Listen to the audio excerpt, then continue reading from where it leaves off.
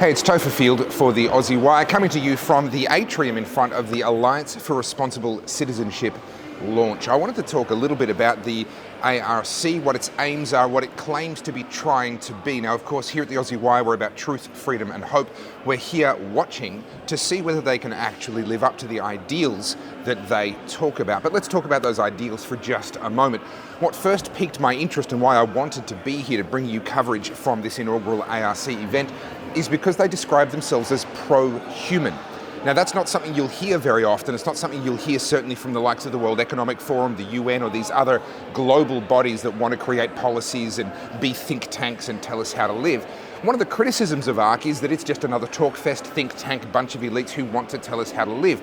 But that pro-human thing is really interesting because the only pro-human policy is to let people make their own decisions. And so that's really, for me, the litmus test of whether the ARC is actually going to live up to its claims. Is it actually going to be pro-human?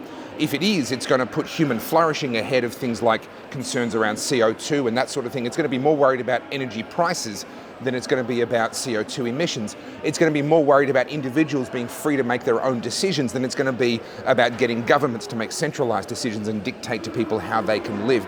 So it's an interesting place to be, and I think it's an interesting moment in history. So far, I would say that what we've seen, this is the beginning of day 2, so we're not even halfway through yet, but what we've seen so far, I would say, is that the people here mean it when they say that they want to be pro-human. This is a think tank. This is a bunch of elites getting together and having a talk fest, but they are genuinely coming at the problems of the world from a very different direction to what we see from basically anyone else. A lot of people are very fearful of elites and whatever that word means, anyone with influence, power, money, elected to high office or very wealthy in business. There's a lot of people who are very rightly very skeptical of anyone that fits this definition of an elite. And that's because the elites that we've seen over the last 40, 50 years have been, if I can put it in blunt terms, anti-human. They've been wanting to create collectivist solutions to disempower the individual, to make us all subservient to their grand ideas. But that's not inherent. It's not automatic that someone with money or power or influence is going to think that way. There just hasn't been a forum for people who don't think that way, people who are pro-freedom, who are interested in individual liberty, individual choices, and believe that you should run your own life. Those people are out there. They might be billionaires, they might be elected into high office, they might have enormous amounts of influence, but they haven't had a place to get together. That's what ARC says it's trying to achieve. And after one full day, I would say that they are genuine about that aim. Whether they're successful in that aim, of course, remains to be seen. We will continue to watch and continue to bring you all the news from ARC, not just at the conference and the inaugural conference itself, but in the months ahead to see what comes out of it. But the important thing from my perspective, the first hurdle, I guess, was to try and determine, do these people really mean what they say?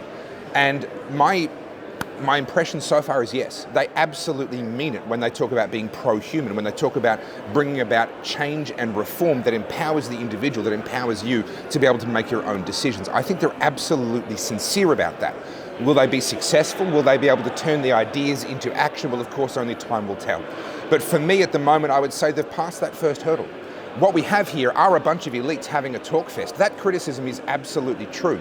But there are a bunch of elites that don't think that they should run your life. There are a bunch of elites that think that you should run your life. And they're working and putting their heads together to try and figure out how to change the world in a way that allows that to happen more effectively. And so I would say so far so good. And we'll keep bringing you the news here at the Aussie Wire. We will continue to watch as the days unfold here at the inaugural Alliance for Responsible Citizenship conference, and of course in the months ahead, to make sure that they actually follow through on that promise. But I will say, early impression is really, really positive.